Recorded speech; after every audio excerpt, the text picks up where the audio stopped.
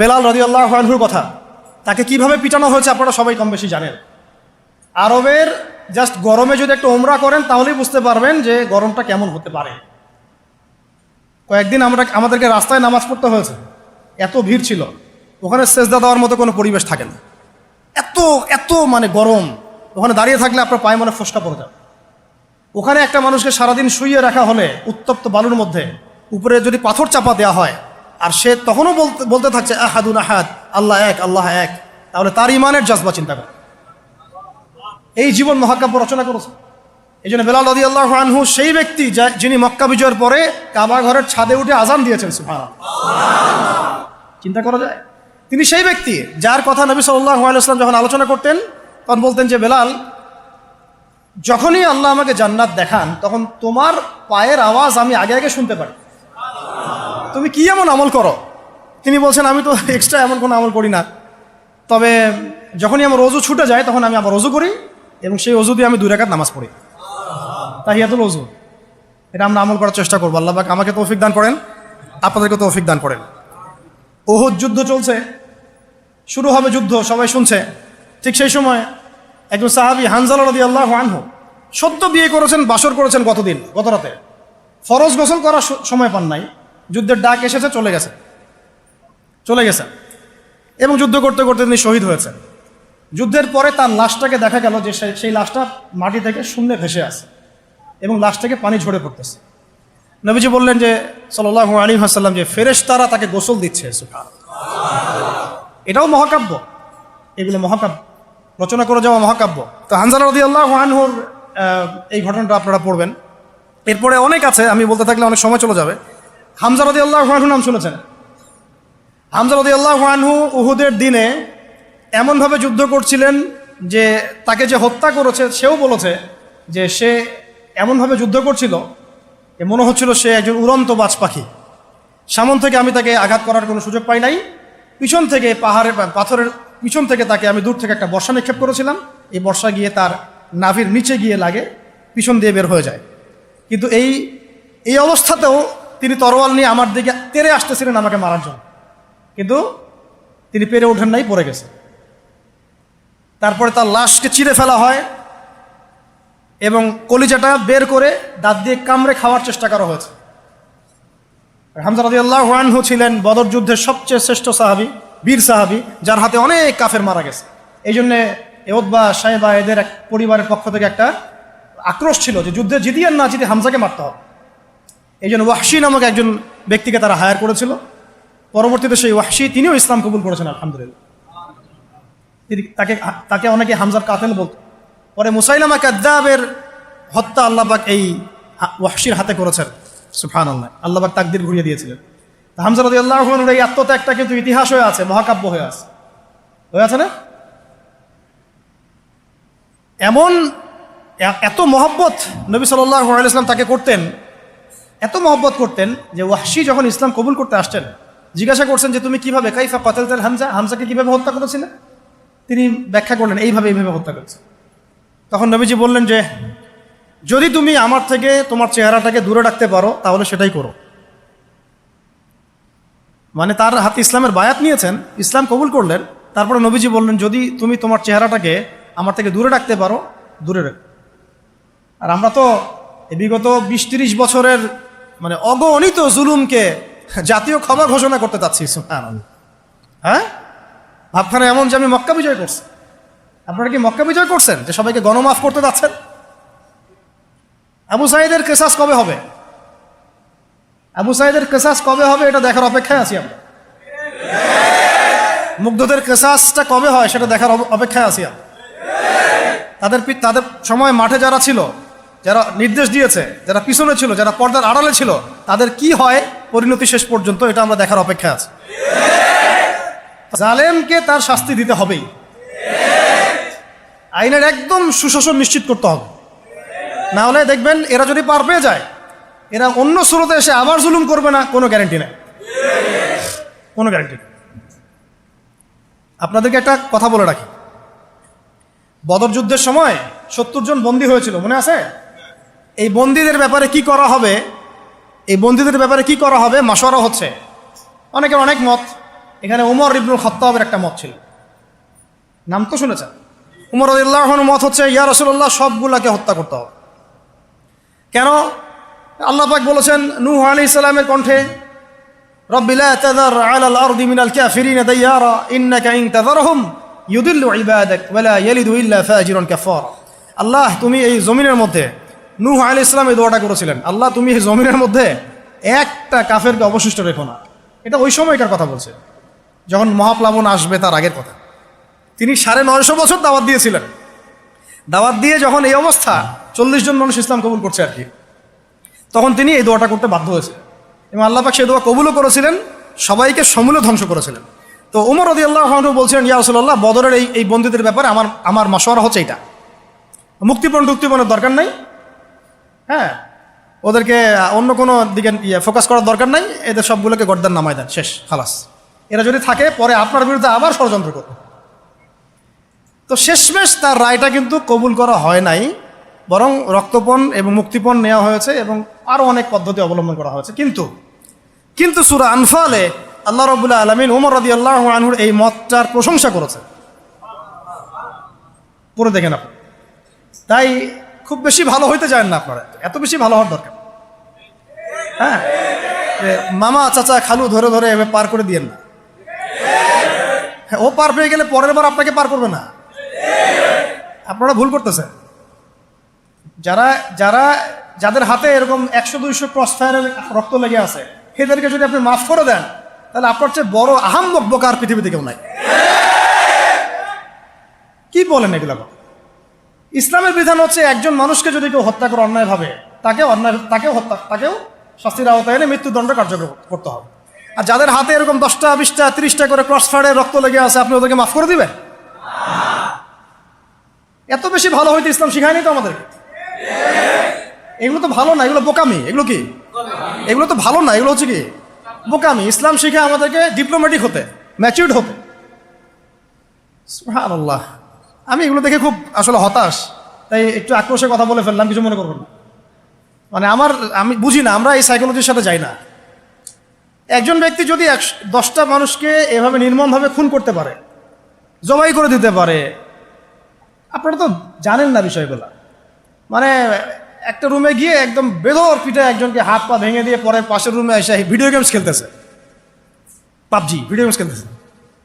এই মানুষগুলোকে আপনি যদি মাফ করে দেন, তাহলে তো আসলেই বলবো যে আপনার চেয়ে বড় আহাম্মক আর গর্ধপ আর কি বলবো, কি শব্দ ইউজ করবো, আপনার চেয়ে মানে জাতীয় প্রতারক আর কেউ নাই।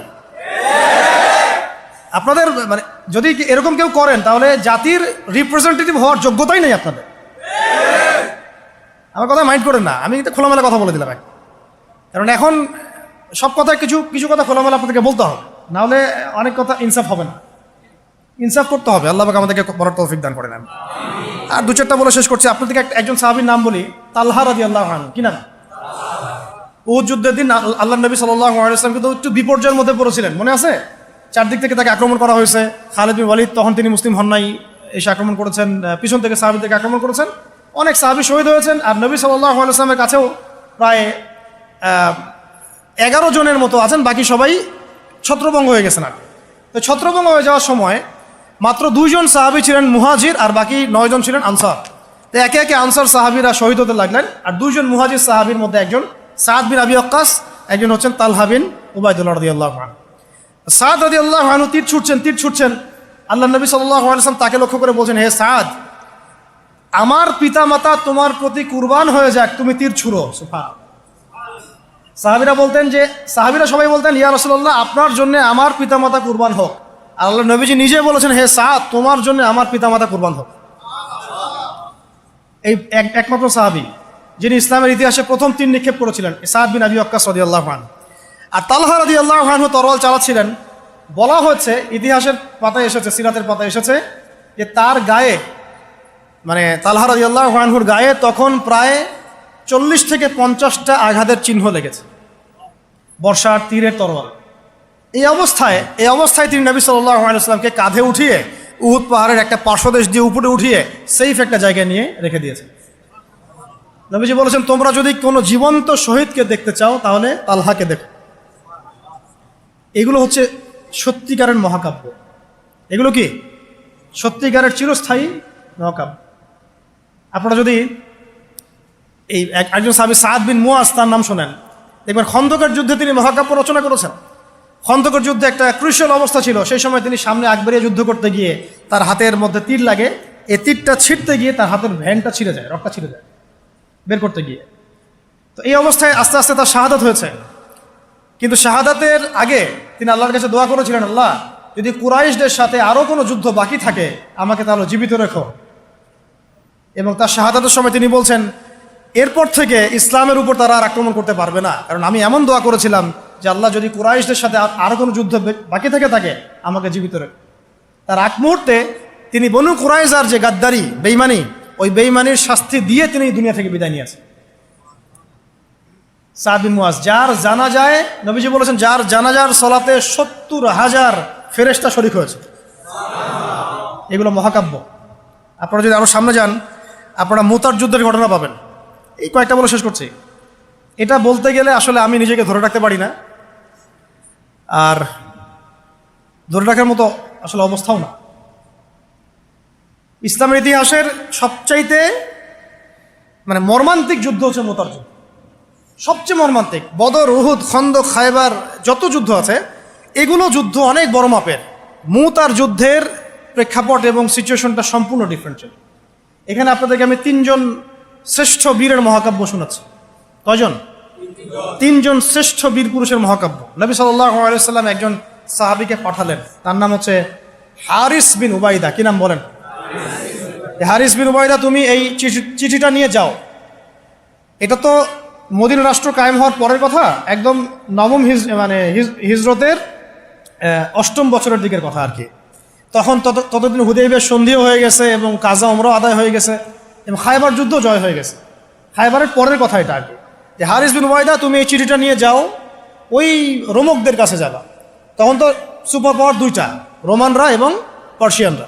তো এখনকার ওই যে এই কন্টিনেন্টের ন্যাটো আর ওই কন্টিনেন্টের চায়না রাশিয়ার মতো আর জেনে পারতেছে। তো সে গেল ওখানে।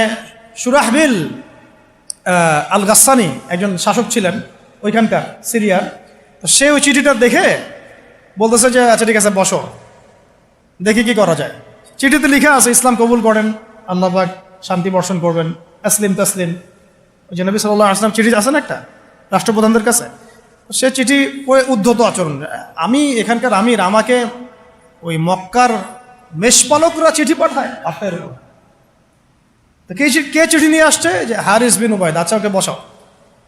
হারিস বিন উবাইদা রাদিয়াল্লাহু আনহুকে রাষ্ট্রদূত, কিন্তু তিনি রাষ্ট্রদূতকে তারা নির্মমভাবে হত্যা করলো। কথা বুঝতে পারছেন? এবার নবী সাল্লাল্লাহু আলাইহি ওয়াসাল্লামের কাছে খবর যখন আসছে রাষ্ট্রদূতকে হত্যা করেছে, আমার সাহাবীকে, কয়জন সাহাবীকে হত্যা করেছে? 10 জন, 20 জন, 100 জন? একজন সাহাবীকে হত্যা করার প্রতিশোধ নেওয়ার জন্য নবী সাল্লাল্লাহু আলাইহি ওয়াসাল্লাম 3000 বাহিনীর একটা জিহাদি কাফেলা তৈরি করলেন। 3000 বাহিনী কাফেলায় তিনি নিজে নেতৃত্ব না দিয়ে বললেন যে এই কাফেলার নেতৃত্ব দিবে আমার প্রিয় ভাজন, তাকে তার পালক পুত্র বলা হতো এক সময়, যায়েদ ইবনে হারেসা রাদিয়াল্লাহু আনহু। কোন যায়েদ? তায়েফের সফরের সঙ্গী, তায়েফের সফরের একজন সাহাবী তার সাথে ছিলেন, তার নাম যায়েদ ইবনে হারেসা। যখন তায়েফবাসী নবীজিকে মারছিলেন, যায়েদ ইবনে হারেসা রাদিয়াল্লাহু আনহু তার বুক দিয়ে নবীকে জড়ায় ধরেছিলেন যে আমার গায়ে আঘাত লাগুক, তার গায়ে না লাগুক। এই সাহাবী যায়েদ ইবনে হারেসা রাদিয়াল্লাহু, তাকে পতাকা দিয়ে বললেন এই মুতার যুদ্ধের আমির হচ্ছে যায়েদ ইবনে হারেসা। যদি যায়েদ ইবনে হারেসা শহীদ হয় তাহলে পতাকা বহন করবে জাফর ইবনে আবি তালেব, আমার চাচাতো ভাই। কোন জাফর? যিনি আবিসিনিয়ায় গিয়েছিলেন মুসলিমদেরকে নিয়ে হিজরত করতে, মনে আছে? যিনি বাদশাহ নাজাশির সামনে কুরআন তেলাওয়াত করার, সূরা মারিয়াম তেলাওয়াত করার কারণে বাদশাহ নাজাশির চোখ দিয়ে দরদর করে পানি পড়তে শুরু করেছে। ওই বাদশাহ নাজাশিও পরে ইসলাম কবুল করেছে, আলহামদুলিল্লাহ। জাফর রাদিয়াল্লাহু আনহু পতাকা বহন করবে যদি যায়েদ ইবনে হারেসা শহীদ হয়। এরপরে যদি জাফরও শহীদ হয় পতাকা বহন করবে আমার আরেক প্রিয় ভাজন সাহাবী আব্দুল্লাহ বিন রওয়াহা রাদিয়াল্লাহু আনহু। আব্দুল্লাহ বিন রওয়াহা রাদিয়াল্লাহু, যাকে যে কোনো মুহূর্তে যদি বলতেন ইসলাম নিয়ে একটা শের বলেন, একটা কবিতা বলেন, ইনস্ট্যান্ট তিনি শের বলে ফেলতে পারতেন। এত সুন্দর, এত উন্নত কাব্য প্রতিভা ছিল তার মধ্যে। এই নষ্ট সংস্কৃতি না, তাদের সংস্কৃতি ছিল একেবারে খাঁটি তাওহীদের সংস্কৃতি। এমনকি কাবা তাওয়াফ করছেন তিনি, তখন কাবা তাওয়াফ করছেন বিদায় কাজা উমরা আদায় করার সময় নবীর সামনে সামনে তিনি ঘুরছেন এবং আবৃত্তি করছিলেন একটা কবিতা কাফেরদেরকে আঘাত করার জন্য। এই কাফেররা দেখো, তোমরা যাকে বের করে দিয়েছিলে তিনি আজকে সসম্মানে এখানে ঘুরতেছে। ওমর রাদিয়াল্লাহু আনহু বলছিলেন যে কাবা তাওয়াফ করার সময় তুমি এগুলো বলছো? নবীজি বললেন ওকে ছেড়ে দাও, সে এমন এমন বাক্য তিলাওয়াত করতেছে, মানে এমন বাক্য সে চয়ন করেছে যেগুলো কাফেরের অন্তরে বর্ষার চাইতেও বেশি বিদ্ধ হচ্ছে, তাকে বলতে দাও। এই হলো আব্দুল্লাহ বিন রাওয়াহা রাদিয়াল্লাহু আনহু, নবীজির অত্যন্ত প্রিয় ভাজন সাহাবী।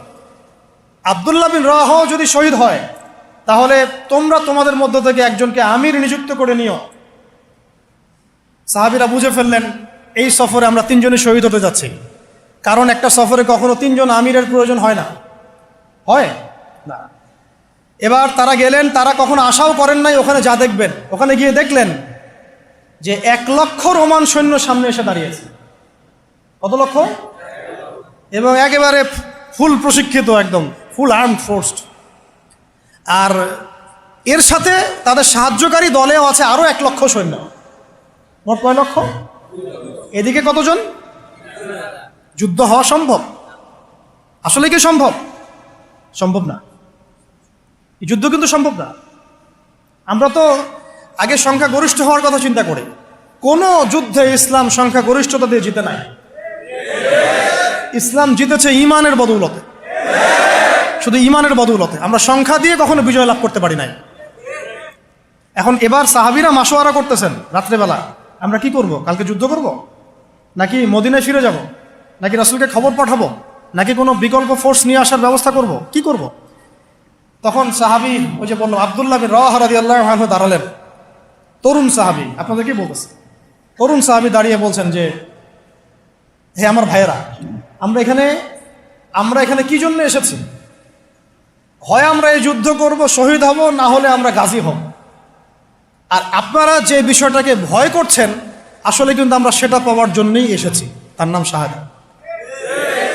আপনারা যেটাকে ভয় করছেন যে আমরা এখানে গেলে মারা যাব, ওটার জন্যই তো আমরা এত দূরে এসেছি। আমরা গাজী হই অথবা শহীদই হই, আমাদের জন্য আজর আল্লাহর কাছে লেখা থাকবে। তো তার এই মানে এমন ঈমানদীপ্ত ছিল ভাষণটা, আমি তো ওটা বলতে পারলাম না, আরবিতে তিনি বলেছেন। এতে মানে উৎফুল্ল হয়ে বা ইন্সপায়ার্ড হয়ে সাহাবীরা আর দ্বিতীয়বার ভাবলেন না, ঠিক আছে কালকে যুদ্ধ হবে। এবার পরের দিন যুদ্ধ শুরু হল। এটা কি সম্ভব যুদ্ধ? প্রথমে যায়েদ ইবনে হারেসা রাদিয়াল্লাহু আনহু পতাকা নিয়ে ঘোড়া ছোটায় আগায় যাচ্ছেন এবং একটা আঘাতও পিছন থেকে করার সাহস হচ্ছে না তাদের, সব আঘাত তারা সামন থেকে করছেন। এক পর্যায়ে যায়েদ রাদিয়াল্লাহু আনহুর এই মানে গায়ের মধ্যে তারা বর্ষা নিক্ষেপ করে। বর্ষা তো আগেকার বড় বড় বল্লম বর্ষা ছিল, এবং একটা বর্ষা তার গায়ে যখন লাগে তিনি পড়ে যান, এবং এই অবস্থায় আস্তে আস্তে তার শাহাদাত হয়। পতাকা পড়তে দেন নাই, পতাকা নিয়ে নিয়েছেন জাফর ইবনে আবি তালিব রাদিয়াল্লাহু আনহু হাতে, এবং জাফর রাদিয়াল্লাহু আনহু যুদ্ধ করতে থাকেন, এত বীর বিক্রমে যুদ্ধ করতে থাকেন যে এক পর্যায়ে তিনি তার নিজের কালো এবং লাল ডোরাকাটা ঘোড়া ছিল, সেই ঘোড়ার পা নিজেই কেটে ফেলেন, যে আমার যেন পালিয়ে যাওয়ার মন না ওঠে কখন ঘোড়ায়, তারা যেন আমার ঘোড়া ইউজ করতে না পারে। সাহাবীরা বলছেন তার শাহাদাতের পরে তার বডির মধ্যে আমরা এরকম 50টা থেকে 60টা এরকম আঘাতের দাগ দেখেছি। একটাও দেহের পিছনে ছিল না, সব সামনে ছিল। যুদ্ধ করতে করতে এক পর্যায়ে তার ডান হাতটা কেটে পড়ে যায়।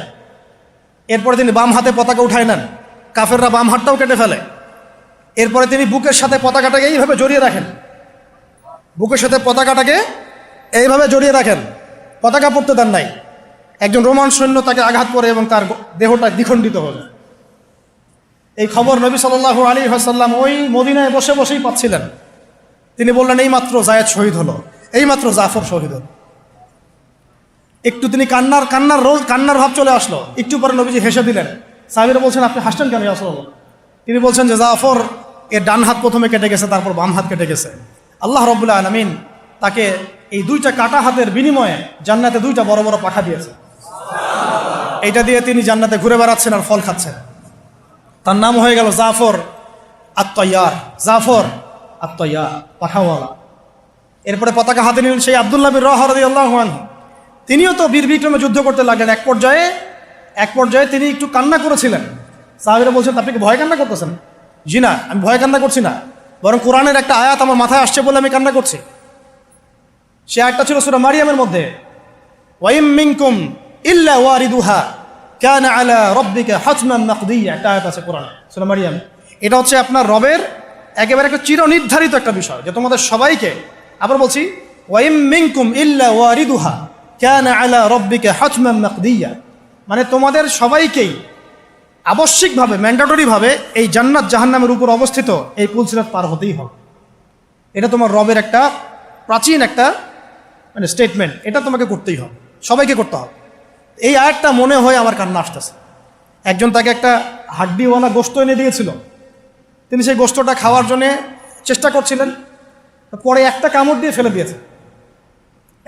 ফেলে দিয়েছেন।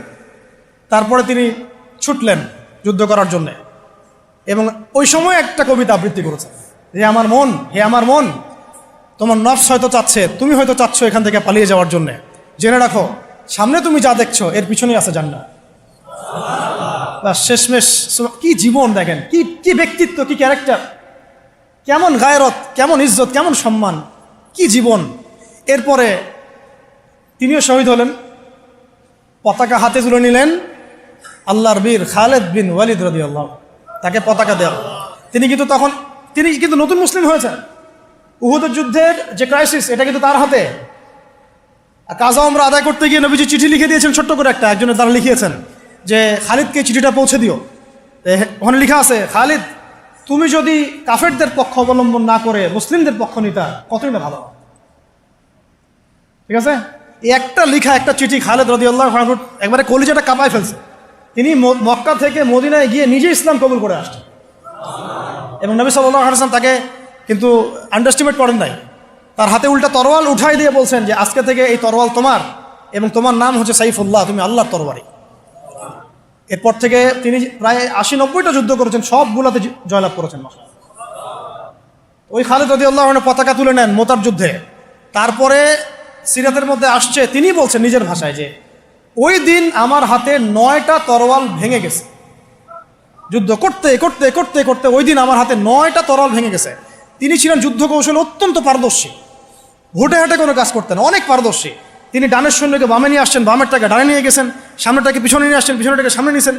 বর্ষা যারা ছিল তাদেরকে পিছনে নিয়ে আসছেন, তীরন্দাজদেরকে সামনে দিয়েছেন, মানে ওদেরকে ভেবাচাকা খাওয়াই দিয়েছেন যে ওরা মনে করতেছে এরা মনে হয় অনেক, হ্যাঁ এরা মনে হয় আরো বিকল্প ফোর্স নিয়ে আসছে মনে হয়। তো ওরা আস্তে আস্তে পিছনের দিকে যাওয়া শুরু করতেছে, আর এদিকে মুসলিমরা একটু একটু করে সেফ জোনে আসার চেষ্টা করতেছে পিছনের দিকে। ওরা ভাবতেছে পিছনের সামনে যদি আগাই হয়তো পিছন থেকে ওরা আরো সৈন্য নিয়ে আসছে, আমাদেরকে আক্রমণ করে। এই আল্লাহ পাক ভয় চাপাই দিলেন, এরা পালায় চলে গেল। 3000 সৈন্য নিয়ে 2 লক্ষ সৈন্যকে পরাজিত করা হয়েছে। খালিদ রাদিয়াল্লাহু আনহু বললেন আমার হাতে সেই দিন 9টা তরোয়াল ভেঙেছে, আর শেষমেশ ছোট্ট একটা ইয়েমেনি চাকু দিয়ে আমি যুদ্ধ করেছি। তাহলে চিন্তা করেন কত কাফের মারা গেছে। আর মুসলিমদের মধ্যে মাত্র 12 জন সাহাবী শহীদ হয়েছে, মাত্র 12 জনকে তারা মারতে পারছে, বাকিদেরকে মারতে পারবে। এইগুলো হচ্ছে মহাকাব্য, জাজল্যমান মহাকাব্য, যেগুলো আমাদের এই প্রজন্মকে জানানো উচিত এবং আপনাদের মাথায় থাকা উচিত। প্রত্যেক